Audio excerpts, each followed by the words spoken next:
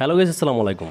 ভাই, আপনাকে যদি কেউ ইমোতে ব্লক মেরে দেয়, আপনি সেটাকে কিভাবে আনব্লক করবেন সেটাই দেখাবো আজকের এই ভিডিওতে।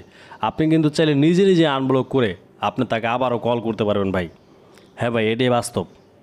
তো পুরো ভিডিওটা দেখেন, তাহলে কিন্তু আপনারা নিজেরাও পারবেন। দেখেন, আমার এখানে একটা আইডি আছে, এই যে মিঠুন অনলাইন টিপস। এই আইডিটা আপনারা সবাই চিনেন, কেননা এই আইডিটা কিন্তু আমার ইউটিউব চ্যানেলে দেওয়া আছে নাম্বারটা। আর সেই নাম্বারটা অ্যাড করে কিন্তু আমার সাথে কথা বলেন আপনারা।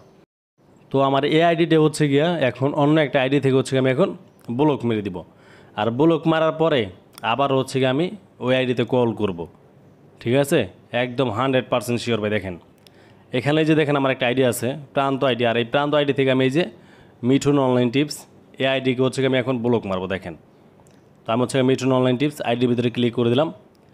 ডান কর্নারে 3 ডট আইকন আছে, তো 3 ডট আইকনে ক্লিক করে দিবেন। এখান থেকে একদম নিচে দেখেন আমাদের ব্লক লেখা আছে, আমরা কী করব, ব্লকের উপরে ক্লিক করে দেব। দেখেন, আমি কিন্তু আইডিটাকে ব্লক মেরে দিছি ভাই। তো এখন এই যে নিচে দেখেন প্লাস আইকন আছে, আমি প্লাস আইকনে ক্লিক করব। তারপর এখান থেকে মোর অপশনে যাব। তারপর এখান থেকে একদম উপরে দেখেন সেটিংস অ্যান্ড প্রাইভেসি নামে একটা অপশন আছে, আমরা কী করব, এখানে চলে যাব। যাওয়ার পর দেখেন এই যে ব্লকড লিস্ট, তো আমি ব্লকড লিস্টের উপরে ক্লিক করে দিলাম। তারপর একটু স্ক্রল ডাউন করলে দেখবেন এই যে এখানে আমার মিঠুন অনলাইন টিপস যে আইডিটা আছে সেটাকে কিন্তু এখানে ব্লক মারা আছে।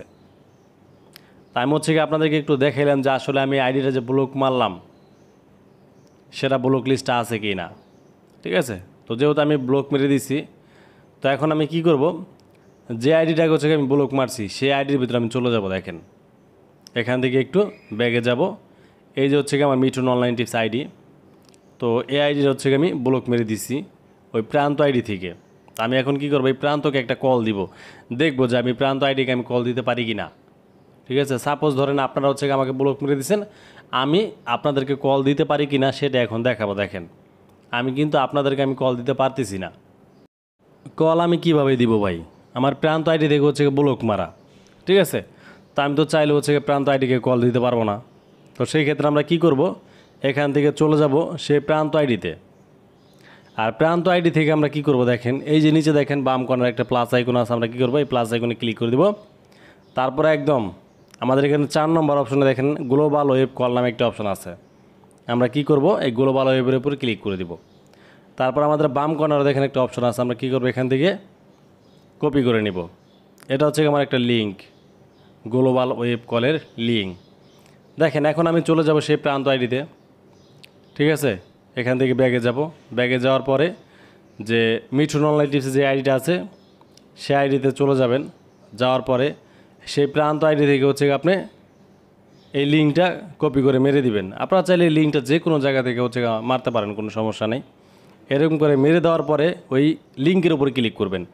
দেখেন, আমি লিঙ্কের উপরে ক্লিক করে দিলাম। এখানে স্টার্ট এ কল নামে একটা অপশন আছে, আমরা কী করব, এই স্টার্ট এ কলের উপরে ক্লিক করে দেবো। দেখেন, কল দেওয়ার সাথে সাথে আমাদের উপরে কিন্তু অ্যান্সার আর ডিসলাইন নামে একটা অপশন চলে আসছে, আমরা কী করবো, অ্যান্সারের উপরে ক্লিক করে দেবো।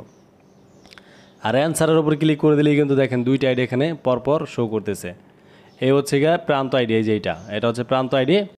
দেখেন, আমি পুনরায় আবারও কল করব। দেখেন, কল করে দেওয়ার পরে কিন্তু কত সুন্দরভাবে কল চলে আসছে। যখন কিনা আমি রিসিভ করব, দেখবেন যে 2টা আইডি একসাথে হয়ে গেছে। এখানে সবার একটা প্রশ্ন থাকতে পারে যে ভাই, প্রান্ত আইডিটা আমরা দেখতেছি টিএন টিপসে যে ছিল সেটা এরকম কেন। ভাই, এটা গ্লোবাল ওয়েব কল, আর এখানে কিন্তু এরকমভাবেই শো করে। আপনারা চাইলে নিজেরা ট্রাই করে দেখতে পারেন, কোনো সমস্যা নাই। নিজেরা ট্রাই করে দেখেন যে ব্লক মারলেও আপনারা কিন্তু এরকম লিঙ্ক দ্বারা যাকে তাকে আবারও কল করতে পারবেন, কিন্তু আপনাকে ব্লক আর মারতে পারবে না। সো খোদা হাফেজ, সবাই ভালো থাকবেন।